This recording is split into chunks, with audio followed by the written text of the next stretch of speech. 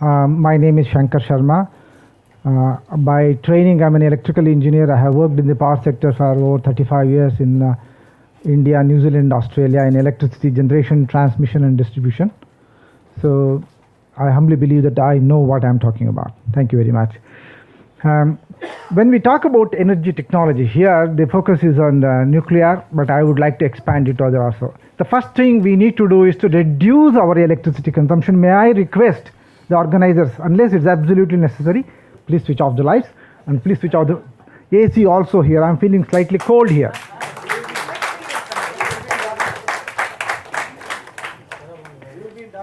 I think it's all right. Nobody's shutting down anything, writing down. It's all right, as long as you can hear us. I tend to become a little bit emotional when I talk about these issues because there are few people like us in the room who understand the implications of not doing these things. It's very huge, and the issues are much more serious than any of us can imagine. So what I would like to brief you today, rather I would like to submit today, is larger issues confronting our society. I'm extremely happy that Dr. Uday Kumar, Sundar Rajan and many people here have arranged for this. I would have expected this gathering to be a little bit much more inclusive, bringing more intellectuals in Tamil Nadu and Chennai, because there are much more larger issues. The country is, I would say, dare say that country is going through very difficult phase, whether it is social, economic, and environmental, or equity, or gender issues, the judicial reform, all of them can wait. We can always bring them back. What will happen if we lose our ecology, our environment? We can never bring them back. That can be brought back only in millions and millions of years once the humans completely get eliminated, when there is no human interference. So I would request strongly that looking at nuclear energy, we should look at the larger issue of ecology and environment. The problem here is when we look at nuclear energy in isolation, there is a problem that the lobby of coal power plants or the lobby of large hydropower plants are waiting to fill in the vacuum. And they are equally bad. The coal power plants and large dam-based hydropower plants are equally bad, if not more. And the thing here is, whereas the issues of nuclear radiation and all those health impacts will not be easily visible, the coal and hydro will be straight away visible. We are already feeling that. Ms. Priya Pillai from Greenpeace is here. She can talk about the coal power plants for days and days together. I can also do that. The question here is, hence, we should look at all these three technologies in a holistic perspective from the welfare perspective, true welfare of our society. Unless we do that, I modestly submit that we will be failing in our duty to draw the attention of the citizens. So, keeping that in view, let us see whether we can do away with large hydroelectric projects and all nuclear power projects, and also, of course, none of the fossil fuel based power plants. That is very, very essential. Unless we do that in a holistic sense, I don't think we will be able to answer your questions satisfactorily. I think, may I submit to all those people who have been working in the nuclear power sector, I deeply appreciate the amount of work they have been doing. Dr. Uday Kumar, Nityanand, Jayaraman and others elsewhere, they are all doing fantastic work as far as opposing a given project. But are we taking a larger perspective of the energy requirement of the country? How to meet the energy requirement of the country without compromising the true welfare needs of our society? I modestly submit that we haven't done that. And I have been shouting from the rooftop for such an approach for nearly 12 years. But it has not happened. You've given a presentation? No presentation. No, thank you. I'm fine here. So the question here is, instead of looking at nuclear power in isolation, let us look at these three conventional power technologies, dam-based, and nuclear, and also fossil fuel. None of them should be acceptable to us if we really look at the true welfare of our society. Nuclear has its own problems. Mr. Dev Saham has mentioned of that. Same thing with coal. So may I suggest that before we end this 2-day session, Let us come up with a concrete action plan as to how we can work and how we can take it to the highest authorities, that we can meet the legitimate electricity demands of all sections of our society on a sustainable basis at an affordable price without relying overly on these three technologies. I believe that is the way we should go, because we have been saying what is being said today for a number of years. People have written very good articles, people have written reports, but still we have not been able to convince the authorities. Basically because whenever we take up these issues, the government and the authorities, they ask the question, okay, you say no nuclear, what is the alternative? We have alternative. As Mr. Dev Sahayam has suggested, the percentage of installed capacity of nuclear power as a total percentage of the power capacity in the country since 1950s has never exceeded 5%. Now it's only 2%. And this is only installed capacity. Amount of actual electricity that is contributing to the development of the society is much less than that. And I can very confidently tell you, as a professional electrical engineer with 35 years of background in me, that nuclear energy has no role to play in the electricity development of the country in any way. I can prove that on any day. It is possible. We don't really need that. It has no relevance at all. The reason why I mentioned about New Zealand and Australia is I lived there for 9 years, and those two countries are fairly developed in all senses. And they have, right from the beginning, they have said no to nuclear power. Has the electricity system there suffered? No. They have one of the best electricity supplies there. You can say Australia is relying on coal. They are also moving away from that. So there are many countries which have not even gone for nuclear power, and they are doing very well. And in our case, it's only 2%. The 2%, if you put it in simple terms, if you replace all incandescent lamps in the country, this is said in 2006, if you replace all incandescent lamps, that is bulbs, ordinary bulbs, with highly efficient LEDs, you will get around 10,000 megawatts of saved electricity at the national level. And what is the nuclear power capacity is only around 5,700 megawatts. That is installed capacity, not the availability all the time. Many of that has been degraded. The question here is, shall we go for that? How much? Now recently the nuclear lobby has taken an argument that is necessary, it is the cleanest, it has no GHG emissions, so it is necessary from the climate change perspective, since coal power is a problem. We can talk about, I can explain that for a few hours, that is not meeting that requirement also.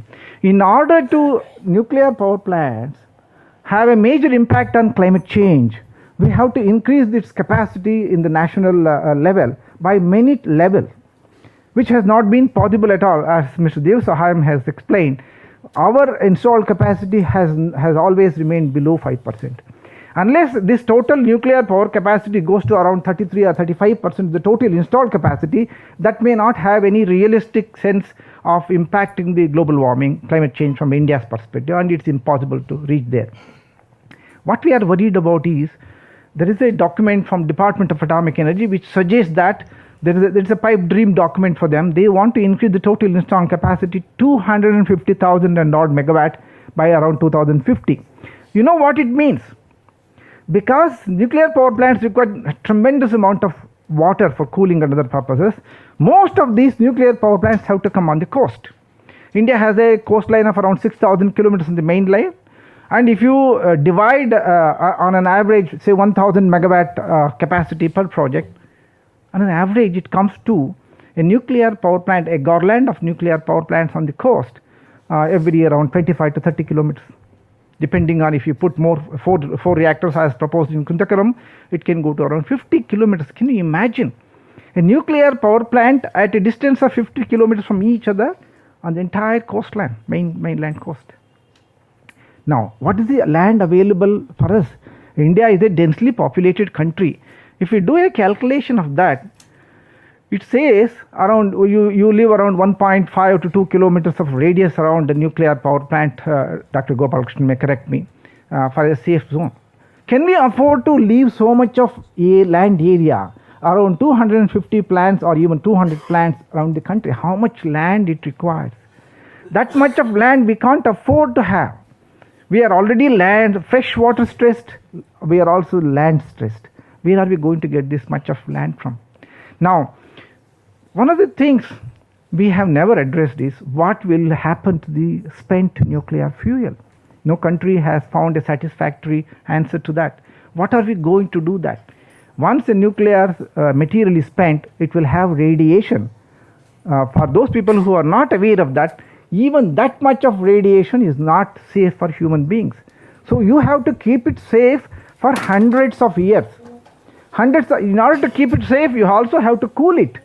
Even to cool it, you require electricity. Where do you get that much of electricity? That's why it is necessary that we look at what is called as life cycle cost of a nuclear power project.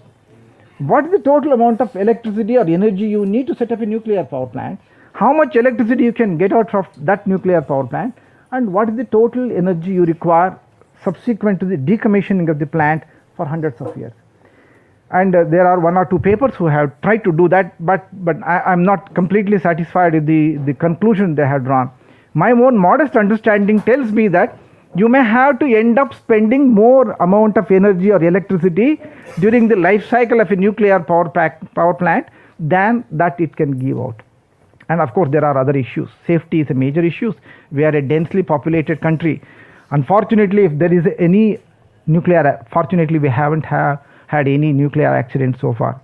But we don't have to go too far to understand the implications. One happened in Chernobyl, Russia, and Fukushima. And in both places, it has not, the official figures are that the situation has not come under control. There's still huge amount of money is being spent. Nobody knows how much money is going to cost it to make it safe, and that will not happen immediately.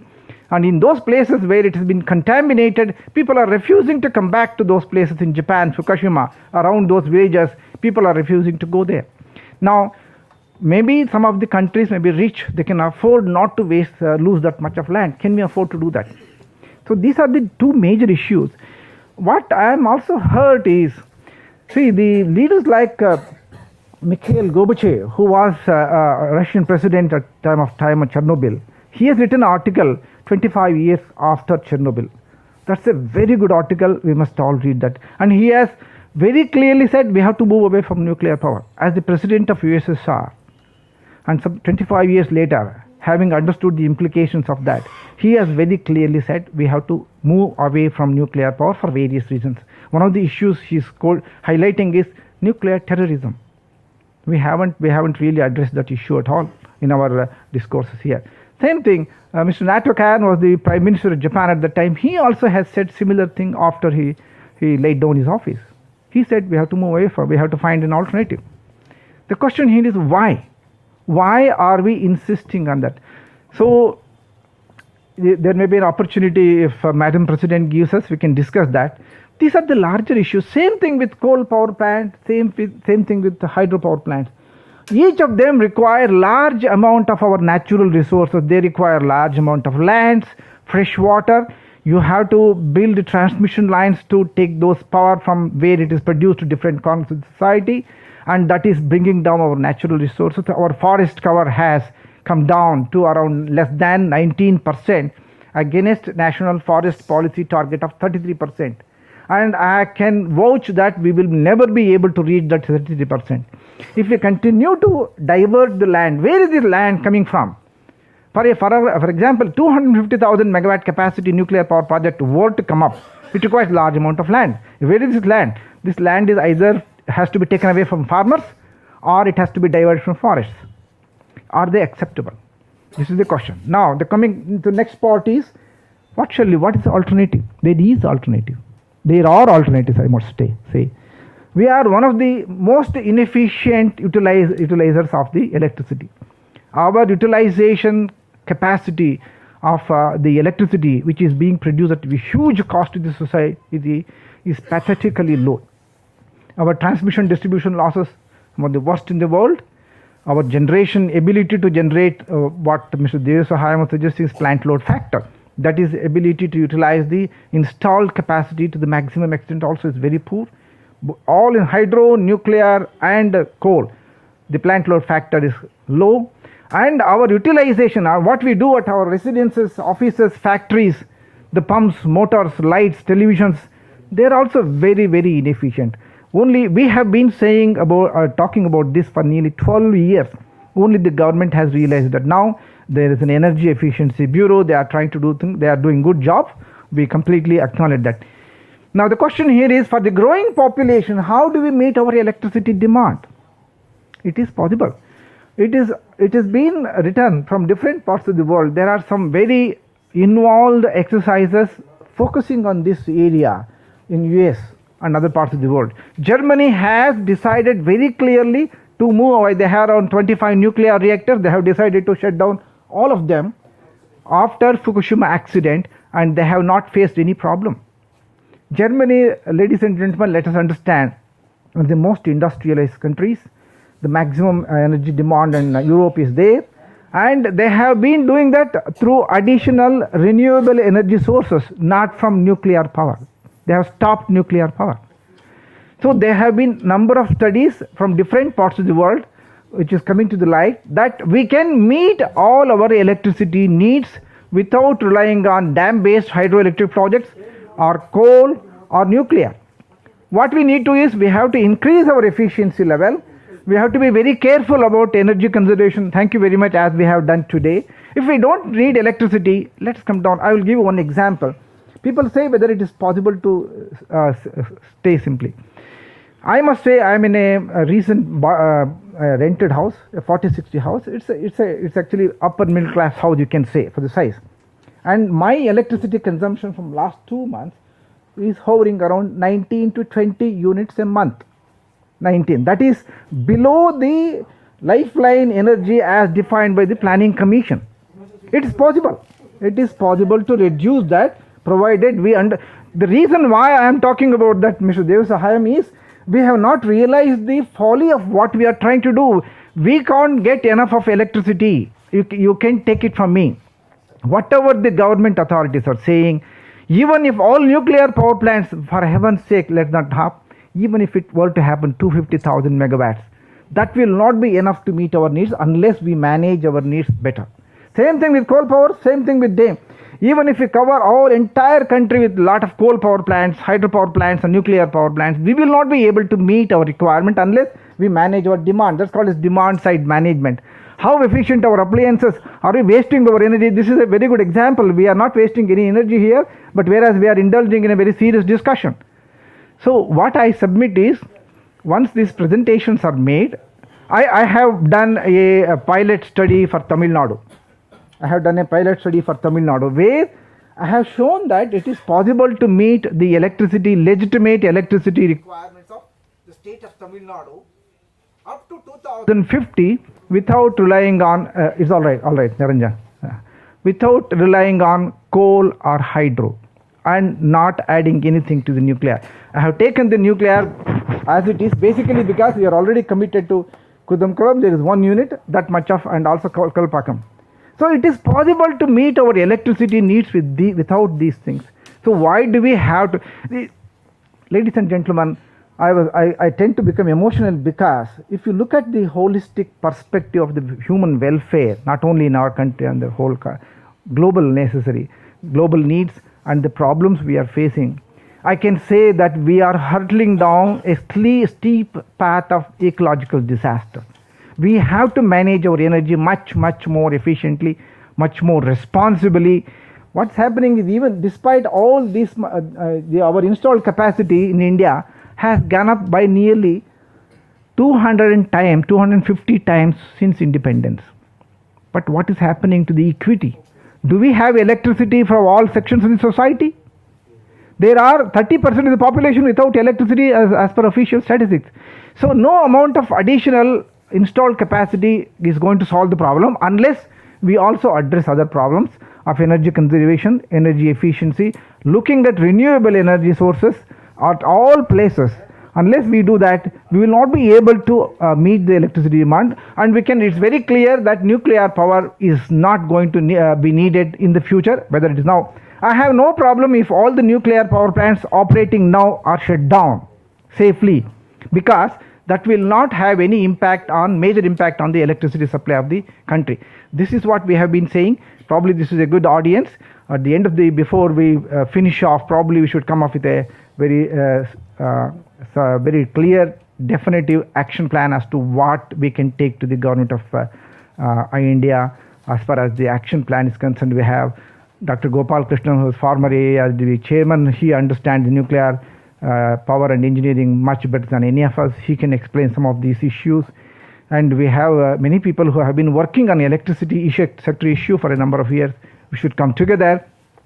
As I have done for Tamil Nadu, I suggest we do similar study for every state, and then take it to the national level. I think we should do that. Thank you very much. See, actually, I did not touch upon it because this is a very critical subject. We went through a process called electricity reforms in the 90s, which totally failed. I don't want to go into that. But we learned a lot of lessons out of that. Based on that, 2003 Electricity Act was brought in to bring about complete streamlining the electricity sector in India. And there were certain important decisions. There are certain components of the act was that decentralized distributed management of electricity is very important. And that is where the renewable energy came in, and that's where the energy efficiency came in. There were two reports at that time, 2005 and 2006. One is by the Planning Commission of India, one by the UN Foundation, that saying energy efficiency, which Dr. Sharma was mentioning, could take care of 25% of our energy requirements at the end use. And same time, renewable energy also came on the scene, gradually appearing in wind power, solar power. These two were available as a clear alternative, but we went madly after the super power projects like ultra mega power projects of 4,000 megawatts above in coal, and we went for these mega projects of nuclear. I mean, totally opposite to what we really need. Our own Planning Commission said this, United Nations Foundation said this, but there is no kickback in money in these solutions, you know. There are kickback and monies only when multinational solutions. So what happened was, energy efficiency and renewable energy was not at all pursued. But we were maddeningly pursuing the nuclear and big project route. Today, out of the 16 ultra mega power projects of coal based 4,000, I don't think even 3 years not taken off. Even 2 or 3 years not taken off because physically it's not possible. Similarly, none of the nuclear is taken off. So today we are in a situation where renewable energy cost is coming down drastically. It has touched already 4 rupees, and energy efficiency options are available, technology is available, but still government is not talking about that. That's what is called energy transition, which Germany is doing. A much richer, much more technologically advanced country is doing. We are not doing. I just thought I'll inform you so that any questions you want to ask, you can ask. Thank you, Deva. My question is, when we say that are not working on opposing Jaitapur nuclear power. My question is, when we say that we should talk in terms of alternative to nuclear energy, in a way we are buying the argument of the government and the nuclear lobby that it provides the sensible amount of power to the grid. And all along this mistake has been committed by all anti-nuclear activists as well as all those who are reframing the development and kind of things, that we should provide an alternative. I think we should stop saying alternative to nuclear energy, because it has been proved time and again that it has never exceeded 2% of the installed capacity, and generation at any point of time was always less than 1%. Moreover, when the renewable percentage is 13% almost, and it's growing fast without substantial government support, which if we keep on saying there is an alternative to nuclear energy, in a way we are buying that argument. That is one point. Other point is, in terms of global warming, in terms of carbon neutral, or in terms of the nature of nuclear energy for the mitigation of global warming, we do not consider. Hello.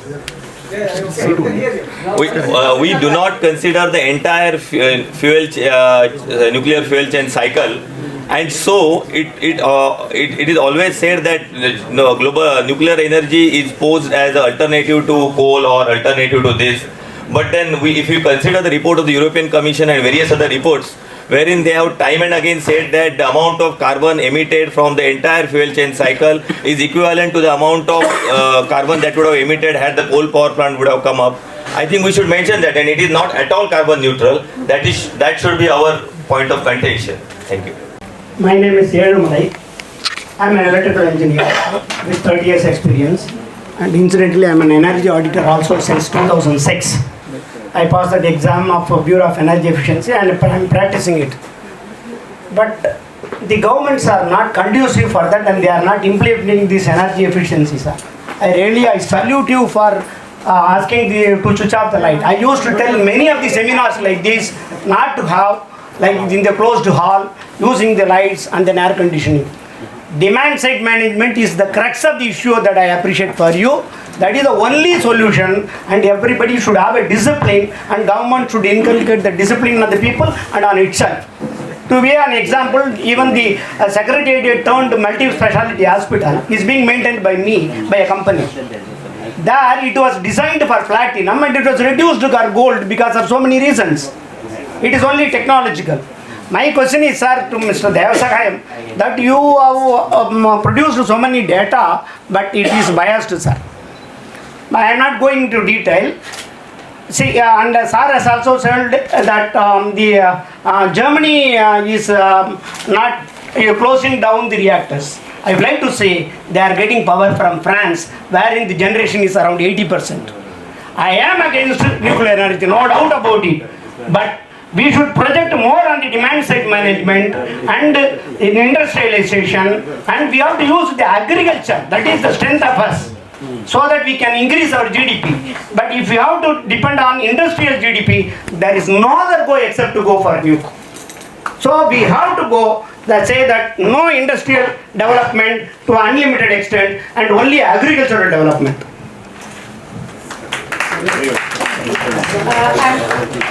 One more question. After that, I'm going to invite you to please respond.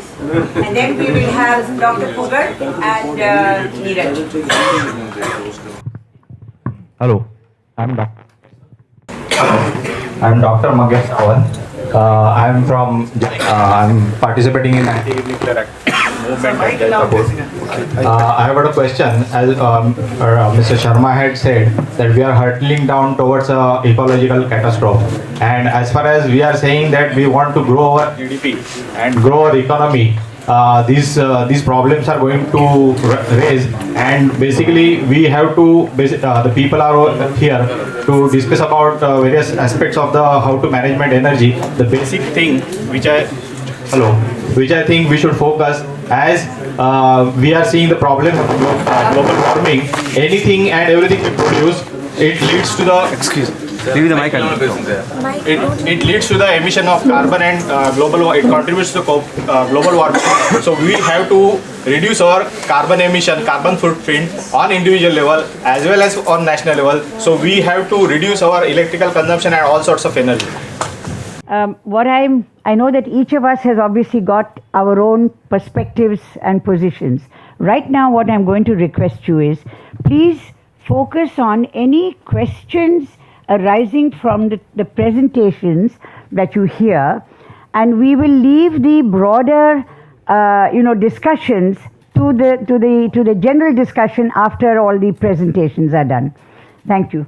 Now, the three questions, they're all very important questions, and I think they have also answered those questions. We have no difficulties with what is done, except this gentleman's Germany. For Germany, last year and 2 successive years, on a middle of the week, on a Wednesday, last year 53% of their electricity maximum peak demand in the day, and the previous year in 2014, 49% of their electricity demand was met only through renewable energy of their borders. Now it is true that Germany is connected to the European market. It's what I mean to say, it's connected to France is nuke intensive to 70. Yes, sir. Please allow me. It is connected to the European grid.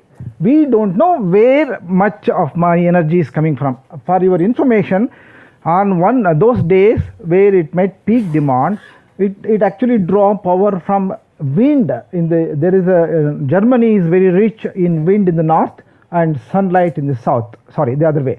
So they are drawing that. Now it's connected to the grid and we don't know where it is coming from. It's true that nuclear power is to the extent of 78% in France.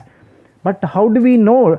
It is not known whether France supplied a considerable percentage of Germany's energy, and that's one thing.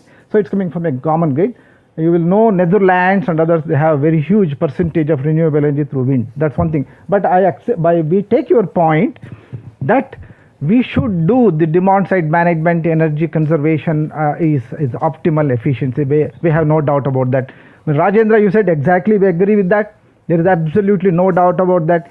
The reason why the alternative is being used is because this technology is already here. We are talking about another technology or another way of meeting, that's why you called alternative. We have no problem, I agree with you, because it is not even forming 2.5% of the total installed capacity. How can we call nuclear energy as a fundamental source of energy to call it as an alternative somewhere else? We have no problem with that. The other issue, what you said is, what is the other problem? Carbon neutral. We completely agree with him. Any human endeavor has some carbon footprint. Even our ancestors who didn't have electricity, they had a carbon footprint because they were burning biomass. The question here is, he's entirely correct.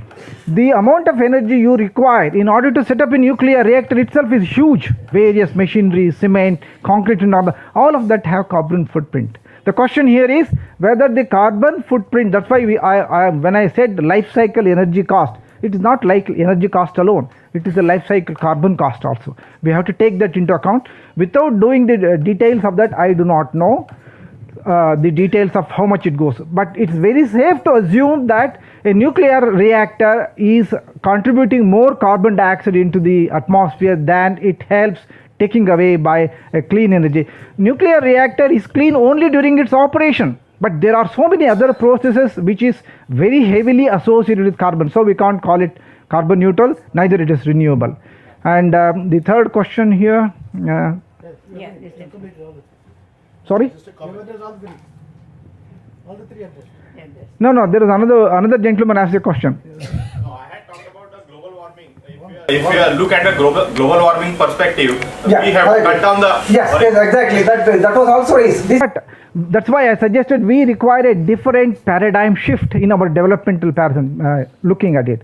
We can't go on with heavy industrialization as happening in Germany. We have to look at a different perspective. For your information, Tamil Nadu State Action Plan Climate Change has very clearly said, they have expressed concern. This is the government of Tamil Nadu document. They have expressed concern that their contribution, the economic contribution to Tamil Nadu State through agriculture is coming down. And they say 1% investment in agricultural field can give more employment than 4% of investment in other sectors of our economy. It's very clear. So we have no problem about that. We have to have green economy where more and more of natural resources are put to renewable use without harming them. So agriculture, horticulture and related areas, instead of going mass migration into energy or rather industry, heavy energy intensive industry is not acceptable. That should not happen. That is why I was taking pains to say we have to have a different paradigm to the development, because energy has a major input to that, and the consequences of what we are doing now has huge implications not only on social issues, environmental issues also. So that is something we need to do. We hope by end of today's session we will come up with a very clear picture and a calendar on that. Because I think that the question that Dr. Gopal Krishnan has raised is, well, this paradigm shift, which is what in one way or the other we're all talking about. How long will that be? What are the implications? What does it mean then? That's right. So I propose that this is in fact one of the seminal questions which we need to be discussing in terms of the way ahead. So maybe listen to the others, save the question, but I think it's very important for us to come back to that. Thanks. Part of discussion you are proposing. Yes, but not now. I'm saying later, yeah. But I will take you on a slightly different dimension, because my background is utility 2 management. minutes, Deva. My 5 minutes, you said? 2 minutes, I say. Technology always interferes with me. Anyway. Okay, anyway. So from the utility perspective, that question about alternative for nuclear is irrelevant. You are absolutely right. For a 1%, 2%, you can't go around. Let's not talk about that. You rightly said that. It's totally conceded. Coming to the main point about demand side management and energy efficiency. See, I am a utility manager. I have managed utilities in government and outside. Now, I happened to visit two major utilities, one in the United States and one in South Africa. Two of the largest utilities in the world, about 10-15 years ago. Though both the countries are surplus in electricity and they have a tremendous amount of regulatory, they have taken demand side management as an integral part of utility management. There is a full-fledged general manager taking care of like the supply, like the generation, like transmission, distribution. You have demand side management also. We have been struggling for the last 15 years in India, in Tamil Nadu in particular, to bring about this culture of demand side management, which includes two: demand side management from the point of view of consumers, where the energy efficiency comes in, where Mr. Sharma talked about switching off the knob. This is a consumer point of view, reducing the energy consumption to the maximum, and also optimize it by using energy efficient equipments and various other kind of gadgets. That is from the consumer point of view. From the utility point of view, demand side management means flattening of the load curve, bringing down the peak load. Thereby, you can save up to 25 to 30% of the electricity that is being wasted or used now. But in India, deliberately, the utilities are not looking at demand side management at all. If at all, they are discouraging it. That's my personal experience, because demand side management does not, see, everything centered around, I have been very blunt in every public forum. Corruption is the root cause.